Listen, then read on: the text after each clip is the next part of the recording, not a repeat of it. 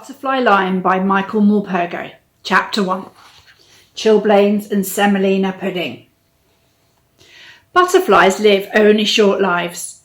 They flower and flutter for just a few glorious weeks, and then they die. To see them, you have to be in the right place at the right time. And that's how it was when I saw the butterfly lion. I happened to be in the right place at the right time. I didn't dream him. I didn't dream any of it. I saw him, blue and shimmering in the sun, one afternoon in June when I was young. A long time ago. But I don't forget. I mustn't forget. I promised them I wouldn't. I was 10 and away at boarding school in deepest Wiltshire. I was far from home and I didn't want to be. It was a diet of Latin and stew and rugby and detentions and cross-country runs and chilblains and marks and squeaky beds and semolina pudding. And then there was Basher Beaumont, who terrorised and tormented me so that I lived every waking moment of my life in dread of him. I had often thought of running away, but only once ever plucked up the courage to do it. I was homesick after a letter from my mother. Basher Beaumont had cornered me in the boot room and smeared black shoe polish in my hair. I had done badly in a spelling test, and Mr. Carter had stood me in the corner with a book on my head all through the lesson, his favourite torture. I was more miserable than I'd ever been before. I picked at the plaster on the wall and determined there and then I would run away. I took off the next Sunday afternoon.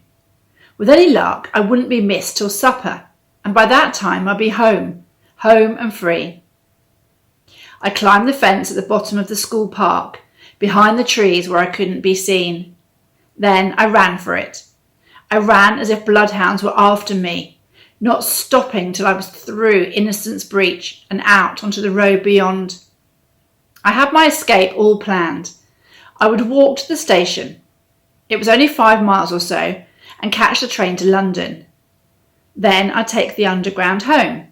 I'd just walk in and tell them that I was never ever going back. There wasn't much traffic, but all the same I turned up the collar of my raincoat so that no one could catch a glimpse of my uniform. It was beginning to rain now, those heavy hard drops that mean there's more of the same on the way. I crossed the road and ran along the wide grass verge under the shelter of the trees. Beyond the grass verge was a high brick wall, much of it covered in ivy. It stretched away into the distance, continuous as far as the eye could see, except for a massive arched gateway at the bend of the road. A great stone lion bestrode the gateway. As I came closer, I could see he was roaring in the rain, his lip curled and his teeth bared. I stopped and stared at him for a moment. That was when I heard the car slowing behind me. I did not think twice. I pushed open the iron gate, darted through and flattened myself behind the stone pillar. I watched the car until it disappeared round the bend. To be caught would mean a caning, 4 strokes, maybe 6 across the back of the knees.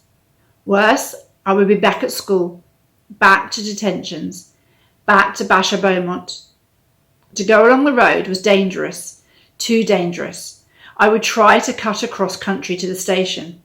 It would be longer that way, but far safer.